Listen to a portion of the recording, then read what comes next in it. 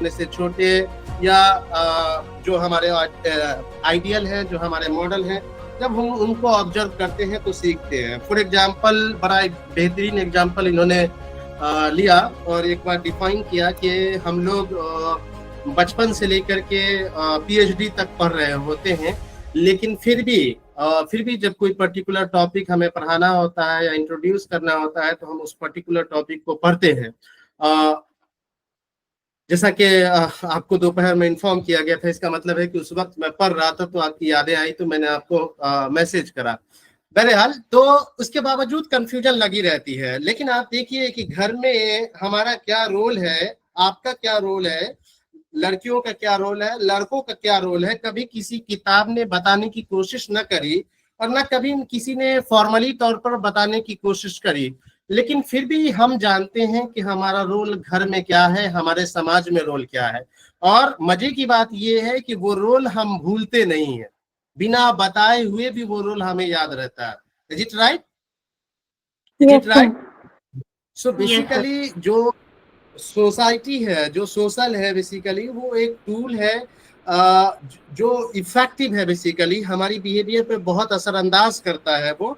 और जितने भी नॉन फॉर्मल एजुकेशन है बेसिकली वो तमाम सोशल लर्निंग थ्योरीज अर्थात ऑब्जर्वेशनल लर्निंग थ्योरीज के थ्रू आया है बेसिकली। अब ये देखिए, जो वाइगोस्की है, वाइगोस्की का ख्याल जो कल्चरल था या कल्चरल कॉन्टेक्स्ट रहे उनसे थोड़ा सा इतर रहा, लेकिन वाइगोस्की ने भी सोशल कॉन्टेक्स्ट को इफेक्टिव माना, इस बात में कोई शक नहीं है। बस थोड़ा सा उनका इम्फेसिस जो है वो कल्चरल टूल की तरफ ज्यादा था। लेकिन बंडरा का ये ख्याल है कि हम हर कुछ, तमाम चीज हम समाज में एक दूसरे को ऑब्जर्व करके, एक दूसरे को इमिटेट करके, एक दूसरे को नकल करके सीखते हैं।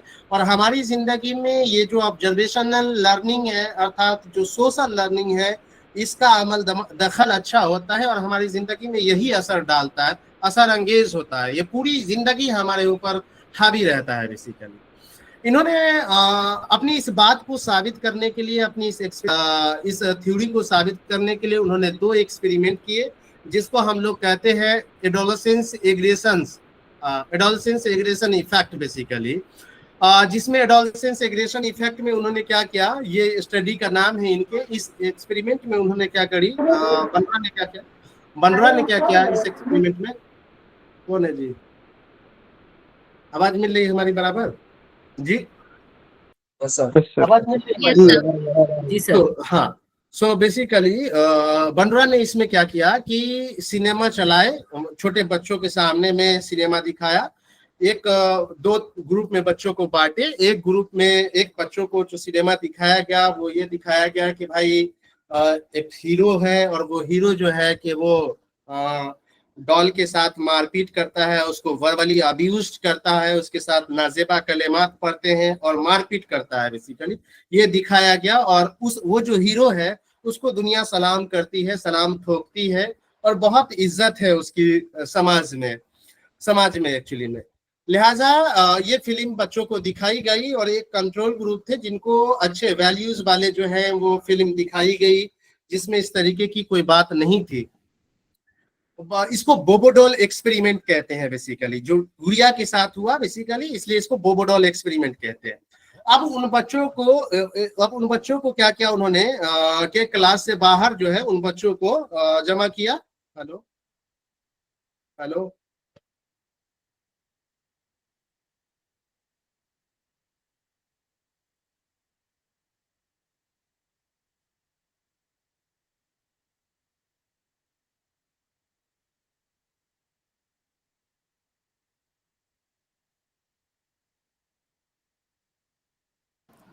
हाँ भैया, तो मैं एक कह रहा हूँ कि बोबोडॉल एक्सपेरिमेंट किया जिसमें उन्होंने स्कूल के बाहर क्या करे कि एक गुड़िया को रखा बेसिकली है, और छोटे बच्चों को, जिन बच्चों के साथ वो एक्सपेरिमेंट वाली वीडियोस दिखाई गई थी अर्थात वो सिनेमा दिखाया गया था, उन बच्चों को छोड़ दिया गया और फिर ये देखा गया कि वो बच्चे उसी तरीके का बिहेव कर रहे हैं जैसा कि उन्होंने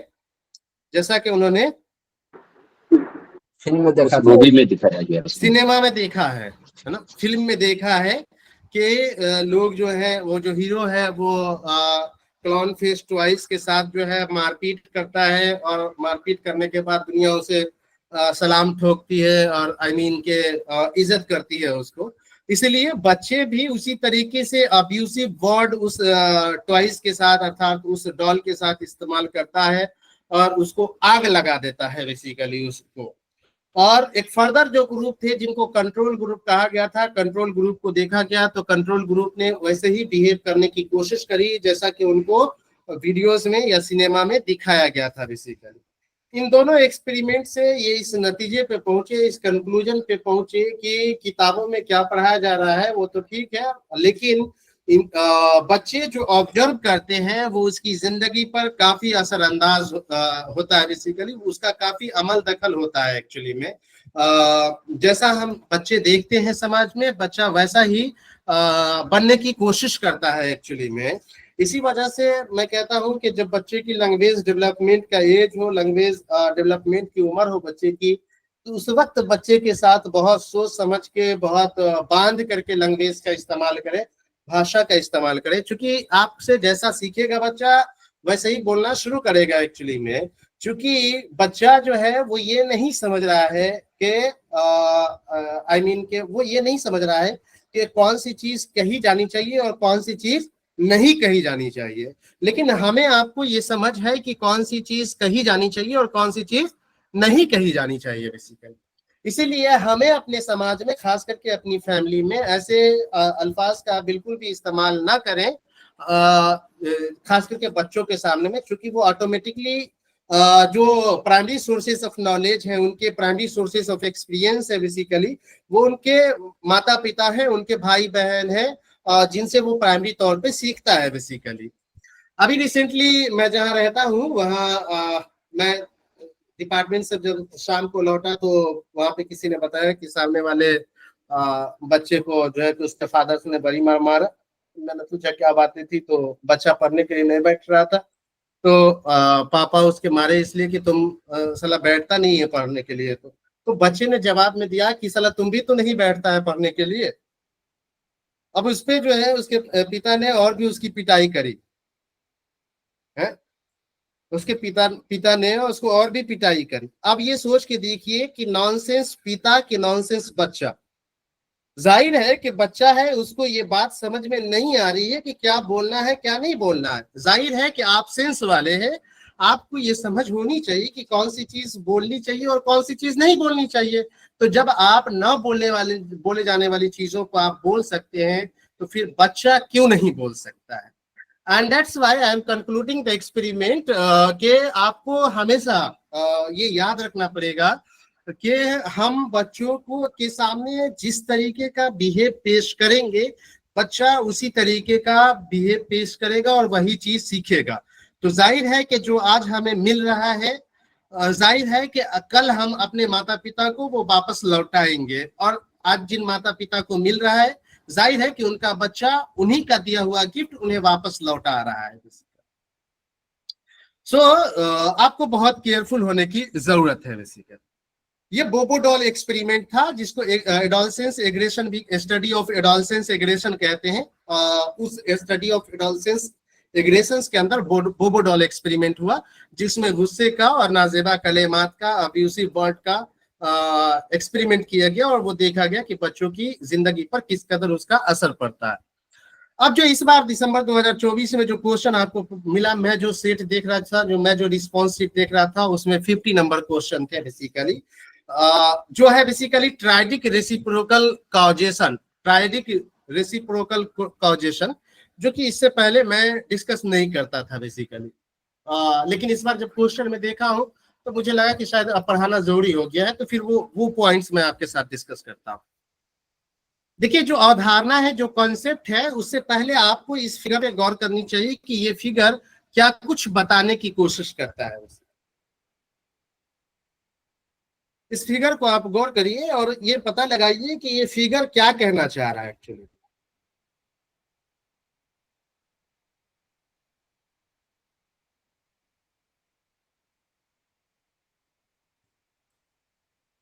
इसको कहते हैं ट्रायडिक रेसिप्रोकल कॉजेशन। ट्रायडिक इसलिए चूंकि 3 फैक्टर्स है बेसिकली, रेसिप्रोकल इसलिए चूंकि हर एक फैक्टर्स का दूसरे पे असर पड़ रहा है बेसिकली, काउजेशन इसलिए चूंकि कारण है, एक का असर दूसरे पे पड़ रहा है, दूसरे का असर तीसरे पे पड़ रहा है, तीसरे का असर पहले पे पड़ रहा है, इसीलिए इसका नाम ट्रायडिक रेसिप्रोकल काउजेशन है जी। ट्रायडिक रेसिप्रोकल काउजेशन है, triadic reciprocal causation basically causation. So Bandura क्या कहना चाह रहे हैं इसमें? बंडुरा कह रहे हैं human behaviour is the product of mutual influence between personal factors, that means cognitions, emotions and behaviour and the environment. हमारा आपका जो कुछ भी व्यवहार है, जो कुछ भी बिहेवियर है, जो कुछ भी तर्ज अमल है हमारा, वो व्यक्ति का खुद, दैट मीन्स पर्सनल फैक्टर्स, अर्थात उसका एटीट्यूड, उसकी वैल्यू, उसकी सेल्फ इफिकेसी, आई मीन उसकी कॉन्फिडेंस, उसकी पर्सनालिटी, और इन्वायरमेंट अर्थात आसपास का इन्वायरमेंट, आसपास का कॉन्टेक्स्ट, आसपास की फैक्टर्स, और उसके साथ साथ हमारा behavioural factors, that means action, effort, choices and statements, अर्थात बातचीत हमारी, ये तीनों का इंटरेक्शन इफेक्ट है, इन तीनों का मिला जुला इफेक्ट हमारी बिहेवियर पे है। अर्थात अगर हम बिहेवियर को करेक्ट करना चाहते हैं, बिहेवियर को ठीक करना चाहते हैं, तो आपको अपने इन 3 फैक्टर्स पे गौर करना पड़ेगा, इन 3 फैक्टर्स पे ध्यान देने पड़ेंगे। Are you getting what I am trying to say or not जी? Are you getting or not? Yes, sir. Yes, sir. हाँ, so basically triadic reciprocal system is what, or triadic reciprocal causation is what? So triadic reciprocal causation is the relationship between personal factors, environment factors and behavioral factors. It all contribute to our behavior. You may say like that, our behavior is the product of our personal factors, our environmental factors and our behavioral factors basically. So जब हमें behaviour को ठीक करने की बात हो तो हमें इन तीनों फैक्टर्स पे ध्यान इन तीनों फैक्टर्स पे हमें ध्यान देना पड़ेगा बेसिकली। और ये तीनों फैक्टर्स 3 फैक्टर्स में कुछ ही ऐसे फैक्टर्स है, एक आध 2 फैक्टर्स है जो आपको हेरिडिटी से मिलेंगे। जैसे आपकी पर्सनालिटी एट्रीब्यूट्स में कुछ चीजें आपको हेरिडिटी से मिलेंगी, लेकिन बाकी जितनी भी चीजें हैं वो सब इन्वायरमेंट में मौजूद है, अर्थात इसलिए आप सोचते हैं ना कि अच्छे इन्वायरमेंट मिले तो बच्चे की तरबियत अच्छी होगी, बच्चे अच्छे पढ़ेंगे, अच्छे तौर तरीका सीखेंगे। क्योंकि आप ये बात तो नहीं जान रहे हैं कि रेसिप्रोकल ट्रायडिक रेसिप्रोकल काउजेशन है, लेकिन ये बात आपको जरूर समझ में आती है कि कहीं ना कहीं इन्वायरमेंट का असर हमारे बच्चों के ऊपर ऑफ कोर्स पड़ेगा। इज इट राइट और नॉट जी? इज इट राइट और not? So basically triadic reciprocal causation, तो आपसे इस बार सीधे पूछ लिया था बेसिकली ट्रायडिक रेसिप्रोकल काउजेशन किसने दिया। आई होप कि आप लोगों ने सवाल देखा होगा, जिन लोगों ने अटेम्प्ट किया है। देखा था आप लोगों ने सवाल को जी? जी सर। देखो ग्रुप में एक सवाल डाल देना।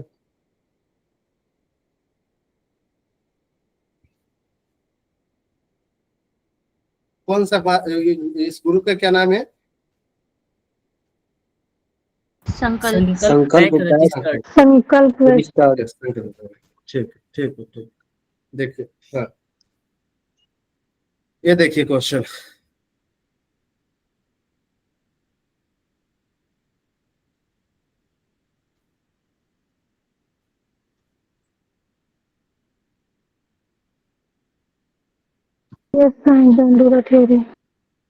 एकदम डायरेक्ट टू डायरेक्ट है, एकदम डायरेक्ट क्वेश्चन है, कोई कॉन्सेप्ट नहीं है बेसिकली ना, एकदम फैक्चुअल क्वेश्चन। और आपको जान करके बड़ी ताजुब होगी कि इसकी जो वेरिएबिलिटी है वो 89.13 वेरिएबिलिटी है। मतलब 100% पॉपुलेशन में 89.13 पॉपुलेशन ने इसका गलत आंसर दिया है। इस क्वेश्चन की इतनी वेरिएबिलिटी, कारण क्या है? थोड़ा सा नया है, थोड़ा सा अपडेटेड है। मैं पढ़ा पहले भी था, लेकिन एक्चुअली में मुझे नहीं लगा था कि अब ये सब चीज भी पूछेगा, बट इस बार क्वेश्चन देखा तो फिर मुझे लगा कि नहीं पढ़ाना पड़ेगा भाई, अब कार पूछ दे उसका कोई गारंटी नहीं है। बहरहाल अब आपको ये भी पता है कि रेसिप्रोकल कॉजेशन जो है बेसिकली वो बंडरा ने दिया है, और साथ ही साथ उसकी अवधारणा कॉन्सेप्ट भी हमने बताने की कोशिश करी। आई होप कि आपको बातें समझ में आई होगी। मैं फिर भी रिकैप्चुलेट करता हूँ और आगे बढ़ता हूँ। देखिए, ट्राइडिक का मतलब है तीन, है ना। ट्राई का मतलब तीन, और रेसिप्रोकल का मतलब जहां एक दूसरे का इंटरेक्शन इफेक्ट हर किसी पे हो, ऐसे को हम लोग रेसिप्रोकल कहते हैं। और कॉजेशन का मतलब कारण, अर्थात ट्राइडिक रेसिप्रोकल कॉजेशन जो कि बंडरा के जरिए से दिया गया, जिसमें तीन फैक्टर्स है, personal factors, environmental factors and behavioural factors, जिसमें बंडरा कह रहे हैं कि हम इंसान का जो बिहेवियर है वो बेसिकली वो बिहेवियर इन्हीं तीन फैक्टर्स के म्यूचुअल इंटरेक्शन से बना है, म्यूचुअल इंटरेस्ट से बना है। अर्थात हम में से जिनका भी जो भी बिहेवियर है वो उनके इन तीन फैक्टर से बना है। और ये तमाम तीनों फैक्टर्स जो हैं वो मोस्टली डिटरमाइंड होते हैं एनवायरनमेंट के जरिए से। सिर्फ एक फैक्टर से जो पर्सनल फैक्टर्स में पर्सनालिटी एट्रीब्यूट्स जो समहाउ हेरिडिटी में मिलते हैं, बाकी सब मोस्टली डिटरमाइंड होते हैं। जी, मोस्टली डिटरमाइंड होते हैं इन्वायरमेंट से, जी, मोस्टली डिटरमाइंड होते हैं इन्वायरमेंट से, है ना, इन्वायरमेंट से। अब Albert Bandura social learning theory के तहत कहते हैं कि agrees with the behaviourist learning theories of classical conditioning and operant conditioning, however he add two important points basically. देखिए, बंद्रा ने अपनी सोशल लर्निंग थ्योरी जरूर दी, लेकिन उनका ये ख्याल था कि जो क्लासिकल कंडीशनिंग की थ्योरी है या जो ऑपरेंट कंडीशनिंग की थ्योरी है, उन दोनों थ्योरी से मैं इत्तेफाक रखता हूं, लेकिन उन दो थ्योरी में दो बातें जोड़ी जानी चाहिए। अगर वो दो बातें जोड़ दी जाए तो ऑपरेंट कंडीशनिंग और क्लासिकल कंडीशनिंग जो है वो कॉम्प्रिहेंसिव हो जाएंगे। पहली बात उन्होंने क्या कही, बंद्रा ने बताया कि जैसे बिहेवियरिस्ट में खास करके पाब्लो और स्किनर ने जिस तरीके से बात बताई कि स्टिमुलस और रिस्पॉन्स है, स्टिमुलस मिला उस पर इंसान रिस्पॉन्स करता है, तो ऐसा नहीं है कि एनवायरनमेंट में स्टिमुलस मिला और उस पर इंसान रिस्पॉन्स करता है, बल्कि स्टिमुलस और रिस्पॉन्स के बीच में एक मेडिएटिंग प्रोसेस होता है। क्या होता है? क्या होता है? मेडिएटिंग प्रोसेस होता है, मेडिएटिंग प्रोसेस। और बहुत VVI है ये मेडिएटिंग प्रोसेस, आगे भी हम इसको अलग से हम चर्चा करेंगे मेडिएटिंग प्रोसेस को। वो कहते हैं कि ऐसा नहीं है कि स्टिमुलस मिला और उस पर हम रिस्पॉन्स कर दिए, बल्कि स्टिमुलस और रिस्पॉन्स के बीच में एक मेडिएटिंग प्रोसेस होता है। अर्थात स्टिमुलस मिलने के बाद हम और ऑर्गेनिज्म ये सोचते हैं कि हम उस पर रिस्पॉन्स करें या ना करें, वो हमारे लायक है कि नहीं है, वो हमारे लिए है या नहीं है, हमें रिस्पॉन्स करना चाहिए कि नहीं करना चाहिए। इज इट राइट जी? Is it right? Yes, sir. So basically this is called mediating process. So सिर्फ स्टिमुलस मिलने पे हम रिस्पॉन्स नहीं करते हैं, बल्कि उसके बीच में गौर फिक्र का अमल चलता है, थिंकिंग प्रोसेस चलती है, सोच विचार की प्रक्रिया चलती है। उस प्रोसेस को, उस सोच विचार की प्रक्रिया को हम लोग क्या कहते हैं? उस सोच विचार की प्रक्रिया को हम लोग क्या कहते हैं? मेडिएटिंग प्रोसेस कहते हैं। सो स्टिमुलस और रिस्पॉन्स के बीच में सिर्फ स्टिमुलस मिलने पे हम रिस्पॉन्स नहीं करते, बल्कि उसके बीच में एक प्रोसेस होता है जिसको हम लोग मेडिएटिंग प्रोसेस कहते हैं। हाँ, मेडिएटिंग प्रोसेस कहते हैं। सर, स्टिमुलस और रिस्पॉन्स के बीच में आपने बताया था कि एक इंटरवेनिंग वेरिएबल होता है जो प्रोसेस, वही तो मेडिएटिंग प्रोसेस है। जब इंटरवेनिंग वेरिएबल की बात करें, जो पीछे SOR थ्योरी बताया था सर, क्लार्क-हल का होता है। हाँ, क्लार्क-हल होता है जी। तो इंटरवेनिंग वेरिएबल्स में फैक्टर्स को हमने लिया कि जो भी फैक्टर्स है वो इंटरवेनिंग वेरिएबल्स है, बट यहाँ पे सिर्फ फैक्टर्स नहीं शामिल है, प्रोसेस है। प्रोसेस में फैक्टर्स के साथ साथ तकनीक शामिल है। तकनीक का मतलब है सोच विचार शामिल है, गौर फिक्र शामिल है, चिंतन मनन शामिल है, विचार विमर्श शामिल है एक्चुअली में, कि रिस्पॉन्स करना चाहिए कि रिस्पॉन्स नहीं करना चाहिए, कौन सी चीज आपके सीखने के लायक है, कौन सी चीज आपके सीखने के लायक नहीं है। देखिए, समाज को जब आप ऑब्जर्व करते हैं तो समाज में भले लोग भी हैं, समाज में बुरे लोग भी हैं। समाज में लोग नशाखोरी के भी शिकार हैं, समाज में कई लोग बहुत सज्जन हैं, समाज में कई लोग अब्यूसिव वर्ड का रैंडमली इस्तेमाल करते हैं। अब वो आप पे डिपेंड करता है कि आप किसको आइडियल मानते हैं, किसको ऑब्जर्व करना चाहते हैं, किसकी बिहेवियर को इमिटेट करना चाहते हैं, किसकी बिहेवियर को कॉपी करना चाहते हैं। ऑफ कोर्स आप कॉपी करने से पहले ये सोचेंगे कि कौन सी बिहेवियर अच्छी है, किसको कॉपी किया जाना चाहिए और किसको कॉपी नहीं किया जाना चाहिए। इज इट राइट और नॉट जी? इज इट राइट और नॉट? राइट जी सर। और वही जो सोच विचार की प्रक्रिया है, वही जो गौर फिक्र की प्रक्रिया है, बेसिकली विचार विमर्श की प्रक्रिया है, उसी प्रक्रिया को हम लोग क्या कहते हैं जी? Mediating process. Mediating process. Moderating process. दूसरी बात बनरा ने कहा कि क्लासिकल कंडीशनिंग में या ऑपरेंट कंडीशनिंग में दूसरी बात जोड़िए, और वो दूसरी बात ये होगी, behaviour is learn from the environment through the process of observational learning. हम कोई भी बिहेवियर एनवायरनमेंट से सीखते हैं, एनवायरनमेंट में मौजूद फैक्टर से सीखते हैं, ऑब्जर्वेशन के थ्रू सीखते हैं, इमिटेशंस के थ्रू सीखते हैं, नकल के थ्रू सीखते हैं बेसिकली, है ना। सो ऐसा नहीं है कि सिर्फ स्टिमुलस मिलने पे रिस्पॉन्स कर देते हैं, बल्कि उसके बीच में मीडिएटिंग प्रोसेस होता है, और हम जो बिहेवियर सीखते हैं, हम बिहेवियर एनवायरनमेंट को ऑब्जर्व करके, एनवायरनमेंट में रहने वाले लोगों को ऑब्जर्व करके सीखते हैं। Is it okay? Is it okay? चलिए नेक्स्ट आइए बेसिकली। अब देखिए मॉडलिंग की, अब ये जो थ्योरी है बेसिकली बंड्रा की जो थ्योरी है, इसको समटाइम्स हम लोग मॉडलिंग थ्योरी कहते हैं, क्योंकि हम किसकी बिहेवियर को कॉपी करना चाहते हैं जी? जो मॉडल होंगे हमारे लिए, है ना। आई मीन इंसान तो बहुत है ह्यूमन ना, जो अच्छे होंगे, जो आइडियल होंगे, जो मॉडल होंगे, हाँ, जो हमारे लिए मॉडल होंगे, बिल्कुल, जिनको देख के हम प्रभावित होते हैं। देखिए समाज में बहुत सारे लोग हैं, लेकिन हम हर किसी की बिहेवियर को कॉपी नहीं करते, हम उन लोगों की बिहेवियर को इमिटेट करते हैं या कॉपी करते हैं जिनसे हम प्रभावित होते हैं, जिनकी बिहेवियर हमें अफेक्ट करती है। आई मीन जिनकी बिहेवियर हमें अच्छी लगती है, जिनकी बिहेवियर हमें मिसाली लगती है या आइडियल लगती है, हम ऐसे बिहेवियर को कॉपी करना चाहते हैं basically.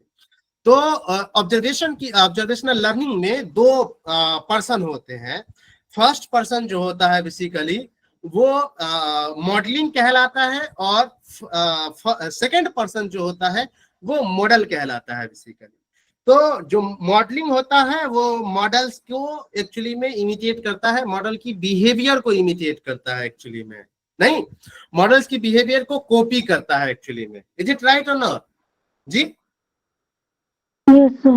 Yes sir. So actually में एक हो गया आपका मॉडल सेकेंडरी पर्सन है जिनको कॉपी किया जाएगा, एक होगा मॉडली जो कॉपी करेगा, और एक होगा मॉडलिंग जो कॉपी करने की प्रक्रिया होगी, जो कॉपी करने का प्रोसेस होगा, उस प्रोसेस को बेसिकली, उस प्रक्रिया को हम लोग मॉडलिंग कहेंगे बेसिकली। इसी वजह से ऑब्जर्वेशनल लर्निंग थ्योरी को हम लोग समटाइम्स मॉडलिंग लर्निंग थ्योरी कहते हैं बेसिकली, मॉडलिंग लर्निंग थ्योरी कहते हैं बेसिकली। मेडिसिनल प्रोसेस की हमने बात बताई आपको कि स्टिमुलस और रिस्पांस के बीच में एक प्रक्रिया होती है जहां पे हम गौर फिक्र करते हैं, चिंतन मनन करते हैं, विचार विमर्श करते हैं, और उसको हम लोग क्या कहते हैं जी? उसको हम लोग क्या कहते हैं? मेडिएशनल प्रोसेस। मेडिसिनल प्रोसेस कहते हैं, मेडिएशनल प्रोसेस, मेडिसिनल प्रोसेस कहते हैं बेसिकली, है ना, या मीडिएटिंग प्रोसेस कहते हैं बेसिकली। अच्छा एक बात और बताइए कि हम किसी की बिहेवियर को कॉपी करते हैं या जिनकी बिहेवियर हमें प्रभावित करेगी, अफेक्ट करेगी, हम उनकी बिहेवियर को कॉपी करेंगे?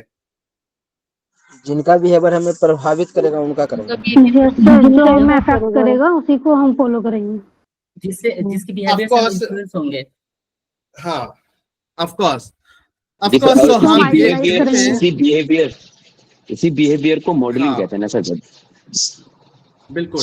सो एक्चुअली में हम उन बिहेवियर को कॉपी कर रहे हैं जो हमें अफेक्ट कर रहा है, जो हमें प्रभावित कर रहा है, अर्थात जो जज्बाती तौर पे हमें प्रभावित कर रहा है, हम उन बिहेवियर को ऑब्जर्व करना चाहते हैं बेसिकली। अब ये अलग बात है कि आप पे डिपेंड करेगा कि आप क्या ऑब्जर्व कर रहे हैं, कैसे ऑब्जर्व कर रहे हैं, लेकिन ऑब्जर्व तो यही करना है कि जो आइडियल है और उनकी बिहेवियर को कॉपी करना चाहते हैं। अब डिपेंड इस बात पे कर रहा है कि आप किसको आइडियल मान रहे हैं। आई मीन आप गुंडा मवाली को भी तो आइडियल नहीं मान रहे, नशेखोर को भी तो आप आइडियल नहीं मान रहे। अगर मान रहे हैं तो फिर जाहिर है कि वो अफेक्ट करेगा, आपको प्रभावित करेगा, और वो आपको कॉपी आप करेंगे, और जाहिर है कि उसकी वजह से आपका बिहेवियर खराब होगा। इसलिए ऑब्जर्वेशनल लर्निंग में प्रिकॉशन टेक्निक पढ़ाए जाते हैं, जो कि हम आगे बात करेंगे कि क्या क्या इफेक्ट हो सकते हैं सोशल लर्निंग के, या ऑब्जर्वेशनल लर्निंग के, या इमिटेशनल लर्निंग के, या आप कहें कि मॉडलिंग लर्निंग के क्या क्या प्रभाव या इफेक्ट हो सकते हैं बेसिकली,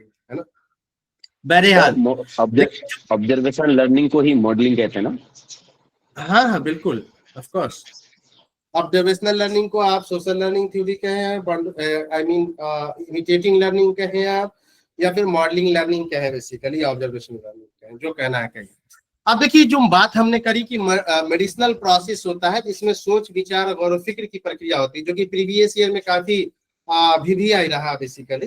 तो जो आई मीन के जो मेडिसिनल प्रोसेस होती है, सोच विचार करने की जो प्रक्रिया होती है, उस प्रक्रिया में एक्चुअली में 4 स्टेज शामिल होते हैं, जिसको मेडिसिनल प्रोसेस कहा जाता है बेसिकली, जिसमें जो कि बनरा ने बताया बेसिकली, जिसमें पहला जो प्रोसेस होता है उसको हम लोग कहते हैं जी अटेंशन। जाहिर है कि आप अगर हमारी बिहेवियर को कॉपी करना चाहते हैं, तो आपको हमारी बिहेवियर को कॉपी करने के लिए आपको पहले ये सीखना पड़ेगा कि हम कैसे बिहेव करते हैं, डिफरेंट सिचुएशंस में हम कैसे बिहेव करते हैं, कैसे बातचीत करते हैं, स्ट्रेसफुल सिचुएशन से हम कैसे उभरते हैं, या कैसे एंगर इश्यूज को कंट्रोल करते हैं, या कैसे इमोशंस को हम कंट्रोल करते हैं बेसिकली। सो अगर आप किसी को इमिट करना चाहते हैं, किसी को कॉपी करना चाहते हैं, किसी को ऑब्जर्व करना चाहते हैं, तो मेडिसिनल प्रोसेस के अंदर जो फर्स्ट स्टेज आएगा वो अटेंशन का आएगा, अर्थात तवज्जो देने का आएगा, गौर करने का होगा, जहां पे मॉडल्स की बिहेवियर पर गौर किया जाएगा, ध्यान से देखा जाएगा कि मॉडल डिफरेंट सिचुएशंस में, डिफरेंट पर्सपेक्टिव में, डिफरेंट कॉन्टेक्स्ट में, डिफरेंट पीपुल्स के साथ किस तरीके से बिहेव करते हैं basically. So if you really want to imitate the behaviors of someone that you have considered as a model, you should have to pay the attention on the behaviors of model actually. So medicinal process में सबसे पहले आपको attention देना पड़ेगा कि सामने वाला किस तरीके का बिहेव करता है, किस तरीके की सिचुएशन में, पहला स्टेप। अब जब आपने अटेंशन दिया, देखा कैसा कैसा बिहेव करते हैं, तब उसके बाद आपको क्या करना पड़ेगा, उसको बिहेवियर को रिटेंशन करना पड़ेगा, अर्थात यस रिमेम्बर करना पड़ेगा, रिटेन करना पड़ेगा, याद करना पड़ेगा कि कैसे बात करते हैं, कैसे डिफरेंट सिचुएशंस में बिहेव करते हैं, किस तरीके से एंगर को मैनेज करते हैं, किस तरीके से रिलेशनशिप मैनेज करते हैं, आपको ये चीज याद रखना पड़ेगा। तो पहले अटेंशन दीजिए, फिर रिटेंशन कीजिए। अटेंशन दिया, ध्यान दिया, फिर रिटेन किया, अर्थात याद किया। और जब याद करेंगे तो फिर क्या होगा, रिप्रोडक्शन और मोटर प्रोडक्शन। हाँ, रिप्रोडक्शन या मोटर प्रोडक्शन। इस स्थिति में क्या होगा, रिप्रोडक्शन या मोटर प्रोडक्शन में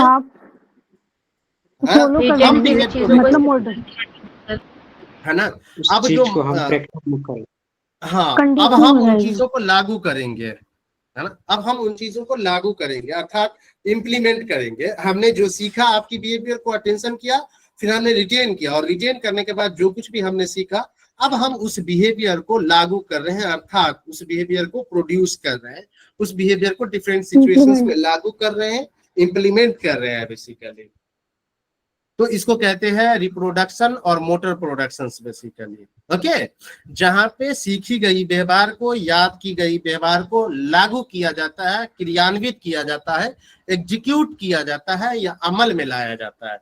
जी तो क्या ना जी? Okay okay. Next is the motivation. Next is the जी मोटिवेशन। देखिए, मोटिवेशन एक्चुअली में दोनों तरीके से आपको अफेक्ट करेगा। एक तो पहली बात ये कि आप किसी को कॉपी करना चाहते हैं, कॉपी करने के लिए आप में मोटिवेशन होना चाहिए। पहला बात, मोटिवेशन आएगा तो आप तवज्जो देंगे, अटेंशन देंगे, मोटिवेशन आएगा तो रिटेन करेंगे, और फिर मोटिवेशन आएगा तो आप इंप्लीमेंट करेंगे, एग्जीक्यूट करेंगे। इज इट राइट और नॉट? यस सर, जी। Yes sir, So basically- continue करेंगे उस बिहेवियर को। हाँ, सो बिना मोटिवेशन के मेडिसिनल प्रोसेस सक्सेस नहीं हो सकता, कामयाब नहीं हो सकता। सो जो मोटिवेशन है दोनों सर्कल के लिए इम्पोर्टेंट है। पहली बात तो ये कि कॉपी करना है तो इसके लिए मोटिवेशन होना चाहिए, क्योंकि अटेंशन दिया जाएगा, नंबर 1।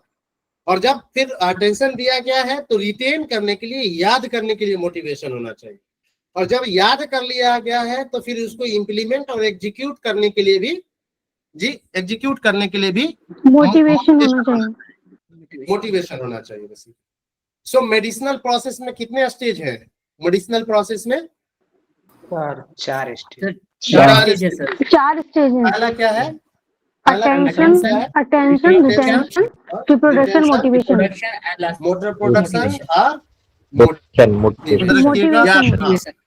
मोटिवेशन। याद रखिएगा, ये दोनों तरीके के पूछे जा सकते हैं। एक तो सीक्वेंस में पूछे जा सकते हैं, एक तो एसोसिएशन में पूछा जा सकता है, एक तो असर्शन रिजल्ट पूछा जा सकता है। तो ध्यान दीजिएगा किस तरीके से पूछा जा सकता है बेसिकली, है ना, किस तरीके से पूछा जाएगा। सर रिटेंशन सर एक बार और सर रिपीट। सर रिटेंशन समझ अरे गया। भाई इतना बड़ा काहे हो, इतना बावला काहे हो रहे हो जी? अभी तो बात करिए रहे ना भाई, भागे जा रहे हैं थोड़ी सो। पहले जो बोल रहे हैं उसको तो बोल। भाई नाम ही है रिटेन करना, जाहिर है कि जो चीज देखा गया है, ऑब्जर्व किया गया है, उसको याद करना है, उसको रिकॉल करना है, उसको बनाए हुए रखना। रिटेन का मतलब क्या होता है? बनाए हुए रखना, रोके हुए रखना। तो जो अटेंशन किया गया है, जो देखे गए हैं, जो गौर फिक्र किए गए हैं, उसको स्टोर करना है, उसको कंट्रोल करना है, उसको याद किए हुए रहना है। यही तो बात है रिटेन करने में, और क्या। भाई आपने अटेंशन दी, अटेंशन में आपने बिहेवियर देखा कैसा कैसा प्रोड्यूस हो रहा है, फिर रिटेन में हमने उस बिहेवियर को याद रखा। याद रखिएगा तब तो मोटर प्रोडक्शन करिएगा, याद नहीं रखिएगा तो मोटर प्रोडक्शन कैसे होगा? भाई हम अपने अब्बा की नकल करना चाहते हैं, तो अब्बा हमारे कैसे बिहेव करते हैं, पहले तो उस चीज को ध्यान देना पड़ेगा, फिर वो याद रखना पड़ेगा, तब तो हम बिहेव करेंगे ना जी। Yes sir. अरे भाई बाकी लोग तो बताओ जी। Yes sir. हाँ भाई मोतीन बताओ। हाँ जी सर, कह रहे थे कि जैसे डेव का साइकोमोटर डोमेन जो था, जिसमें imitation, manipulation, precision, articulation, naturalisation जो था, तो इसमें भी थोड़ा सा सेम कुछ ऐसा ही है ना, क्या अलग है? क्योंकि उसमें भी इमिटेशन था, इसमें अटेंशन है। इमिटेशन होगा तो अटेंशन, इमिटेशन करने के लिए अटेंशन करता ही होगा।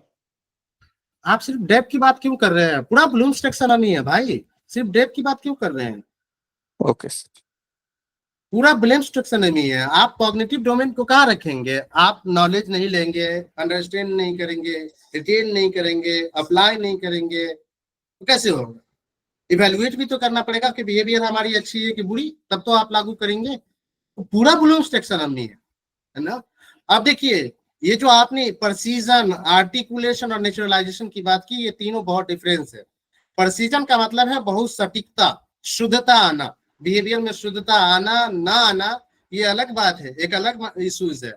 आर्टिकुलेशन, जुड़ाव होना, ये अलग इश्यूज है। और नेचुरलाइजेशन में तो बिहेवियर ही नेचुरलाइज हो जाता है। तो वो एक्चुअली में शुरुआत की मरहलों में हो सकता है कि ये चीजें देखने को ना मिले, और मे बी कि आप मॉडल्स जिसको मान रहे हैं, जिसको कॉपी कर रहे हैं, मे बी कि आप उनकी बिहेवियर को प्रिसीजन के साथ इमिटेट नहीं कर सकते हैं, मे बी कि उनके डिफरेंट बिहेवियर को आर्टिकुलेट नहीं कर सकते हैं, और मे बी कि उनका बिहेवियर आप में नेचुरलाइज नहीं हो सकता है। तो सिर्फ साइकोमोटर डोमेन की बात मत करिए, बल्कि पूरा ब्लूम्स टैक्सोनॉमी की बात करिए। क्योंकि लर्निंग जब कभी भी डिफाइन होगी, पूरा ब्लूम्स टैक्सोनॉमी से डिफाइन होगी।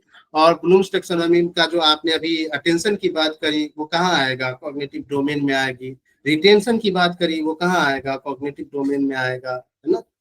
सो बेसिकली पूरा ब्लूम्स टैक्सोनॉमी शामिल है। ओके जी।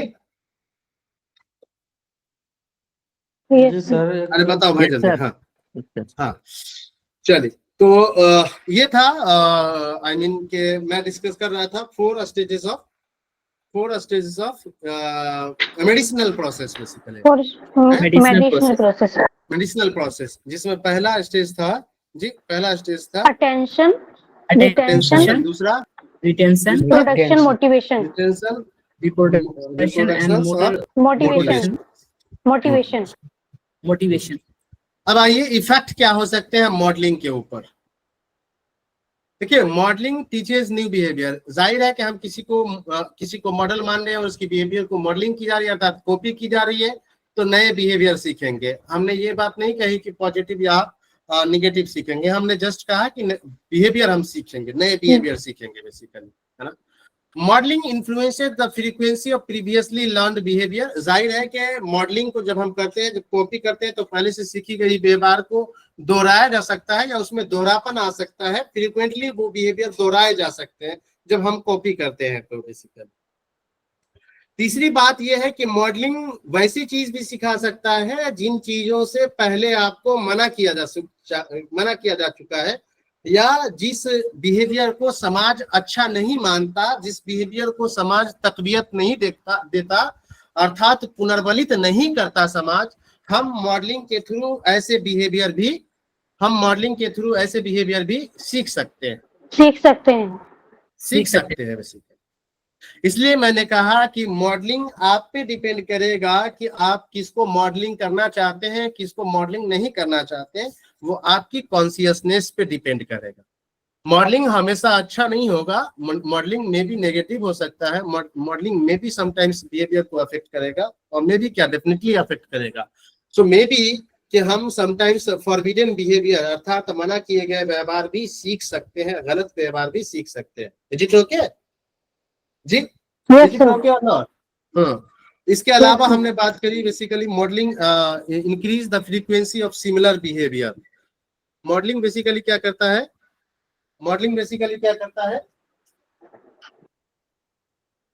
बिहेवियर को influence Increases the frequency of similar behavior. Increases the frequency of similar behaviour basically, similar behaviour, पहले से सीखे गए व्यवहार को यानी जो बेसिकली, मॉडल हाँ, सीखे गई जो व्यवहार है जो मॉडल है उसको- सर, है जी, क्या कह रहे हो भाई इसमें? सर जो मॉडल है उसके जो सिमिलर बिहेवियर है उसको हम लर्न करते हैं, सिमिलर बिहेवियर सीखते हैं उससे।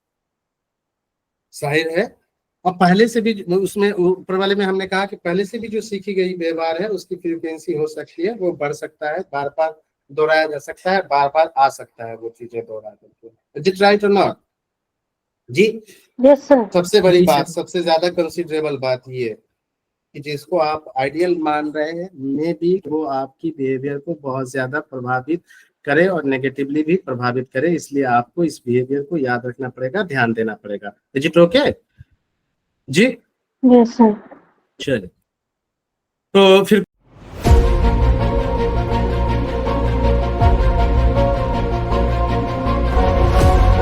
अस्सलाम वालेकुम एवरीवन, मेरा नाम अनम ज़फ़र है और मैंने यूजीसी ने दिसंबर 2024 एग्ज़ामिनेशन 100 परसेंटाइल के साथ क्रैक किया है। और मैं अपनी इस कामयाबी का पूरा क्रेडिट ज्ञान एकेडमी को देना चाहती हूँ, क्योंकि जब मैं इस जर्नी में स्टेप इन कर रही थी उस टाइम भी कई जेआरएफ क्वालिफाइड मेरे सीनियर्स ने मुझे रिकमेंड किया था कि मुझे ज्ञान एकेडमी में जाना चाहिए। एंड इंडीड ज्ञान एकेडमी ने जो मुझ पर मेहनत की थी उसका रिज़ल्ट मुझे आज दिखा है।